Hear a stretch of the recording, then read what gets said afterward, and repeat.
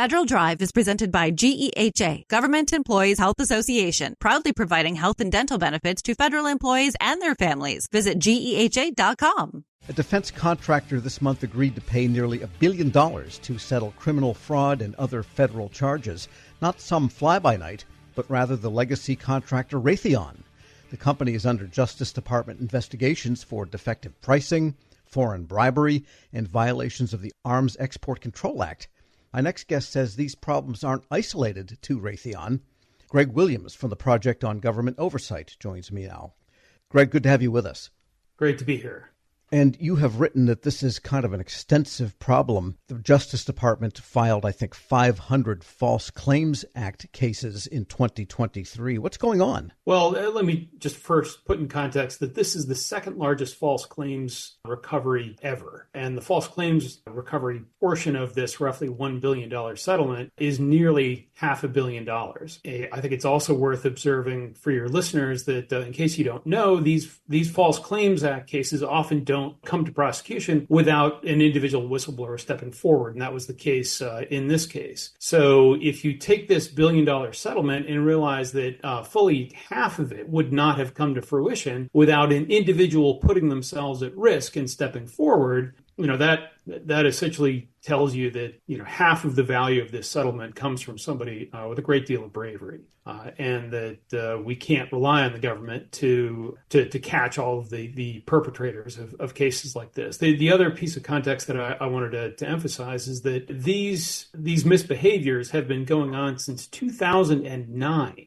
So it took us 15 years to uncover and settle these issues with Raytheon. And, so imagine if you only got a speeding ticket 15 years after you sped down the highway. That does not speak to me as being a sort of airtight enforcement mechanism. Sure. Where you can be sure to be caught and to react immediately to the threat of being caught. And given the number of statutes and the number of regulations under the FAR or the DFAR supplement, Defense Federal Acquisition Regulations, that exist, what would motivate a company to not make sure this doesn't happen? This is an extraordinary case. Yeah, I think it's extraordinary mostly in the size of the defendant, in this case, RTX. Back when I worked for a defense contractor, we had to go through annual briefings that lasted several hours that told us all of the different ways that you could potentially break the law. And it's not difficult to understand. As I said, essentially all management staff went through these trainings. And so it's very difficult for me to believe that the individuals involved in these crimes didn't understand that they were breaking the law and didn't understand that very serious penalties are potential. Again, what I think is unusual is that this is one of the top 5 U.S. defense contractors. And, there's no way that I can prove this, but it certainly raises the question, if you're big enough, are you subject to some leeway in terms of what you can get away with if the government thinks that you're too big to fail? I think it's also worth reviewing the Justice Department press release on this settlement and seeing the many ways in which RTX and Raytheon were in fact given some leeway based on their cooperation with the investigations. And this is despite the fact that in each case the Justice Department observes that at least initially they were failing to produce documentation at a reasonable rate. So, even with that level of lack of cooperation, these penalties are still substantially smaller than they might have been. We're speaking with Greg Williams. He's director of the Center for Defense Information at the Project on Government Oversight. That's right. Raytheon did agree to, they fired certain people and they put in anti-fraud and compliance measures that I think the Justice Department said reduced the potential penalties by 25% in some of the cases. So it looks like this didn't rise to the executive suite, so far as we can tell, but was something initiated by individuals. This does not appear to be a case of the most senior people likely to have been aware of the behavior being held accountable.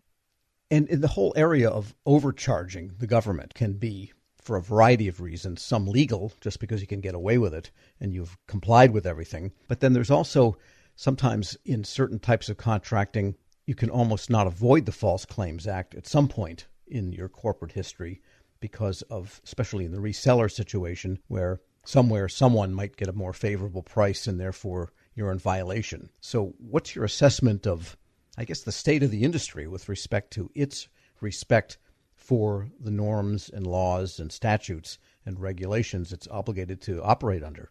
Well, I think for me, one of the important differences between defense contracting and what we do every day as consumers is that we are powerfully individually motivated to find the best deals available. And while I've certainly met many government buyers and contract administrators who are passionate about getting the government the best possible deal, as an overall system, we don't have a good set of mechanisms in place to ensure that every time we engage with the private sector, we are driving them as hard as we can to provide the best price possible.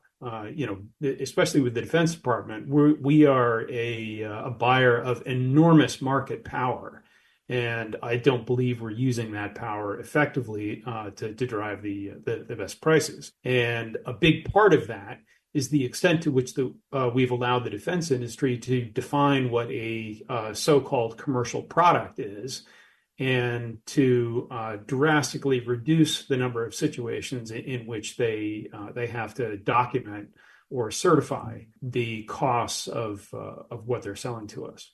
Because in this case, it had to do with Patriot missile systems. And Patriot missile systems and then a whole defense installation. Right. So there might be some commercial elements, but the main piece itself that is hardly commercial. And it gets down to the issue, and we've seen this in platform after platform, what is a reasonable cost for this thing that the department can afford, and yet it's a unique one of a kind type of platform. Yeah, not something that they're selling on a competitive basis to the private sector. Right. So what's the government's best recourse in this case? Well, the government's best recourse is to demand the certified pricing or certified cost information to which they're entitled, and then carefully review it.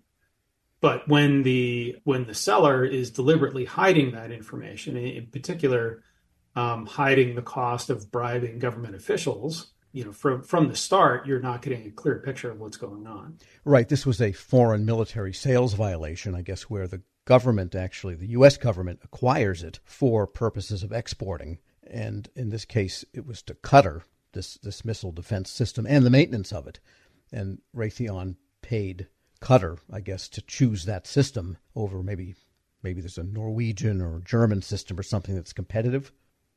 Yeah. So the information that's available from the Department of Justice is somewhat vague on these points. So I don't know who the competitors or potential competitors might have been. All I think the press release really says is that an official was paid a fee to provide Raytheon with some advantage. Now the law is pretty clear that you can't disguise that as an expedite fee, or the law is pretty good about avoiding any ambiguity about what you are and are not allowed to pay somebody for. All right, so we have a nearly $1 billion settlement, and the company was cooperative when confronted with us. Yet it took, as you point out, many, many years for it to come to light, which is often the case.